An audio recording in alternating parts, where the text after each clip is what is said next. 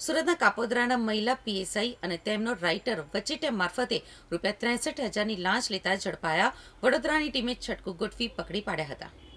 મળતી વિગતો પ્રમાણે હીરાના બે વેપારી વચ્ચે નાણાકીય લેતી દેતી મામલે વિખવાદ ચાલતો હતો, જેમાં લેણદાર પાર્ટીએ લાખોના હીરાના બાકી નીકળતા પેમેન્ટ મુદ્દે કાપોદ્રા પોલીસમાં અરજી કરી હતી, જેની તપાસ હીરાબાગ પોલીસ ચોકીના પીએસઆઈ એમ.એ. રબારી કરી રહ્યા હતા.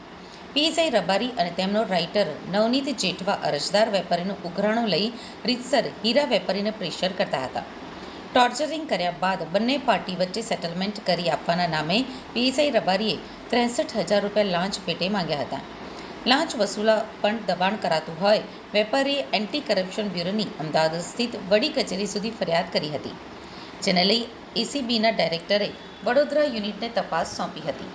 વડોદરા એસીબીની ટીમે ટ્રેપ ગોઠવી હતી. ગુરુવારે બપોરે હીરાબાગ પોલીસ ચોકીમાં છટકું ગોઠવાયું હતું, જ્યાં પીએસઆઈ રબારીના રાઇટર નવનીત જેઠવાએ વેપારીને લાંચના નાણાં પોતાના સાળા માનસિંહ સિસોદિયાને આપી દેવા જણાવતા વેપારી પાસેથી લાંચના ₹63,000 લેવા જતા માનસિંહને વડોદરા એસીબીની ટીમે રંગે હાથે પકડી પાડ્યો હતો.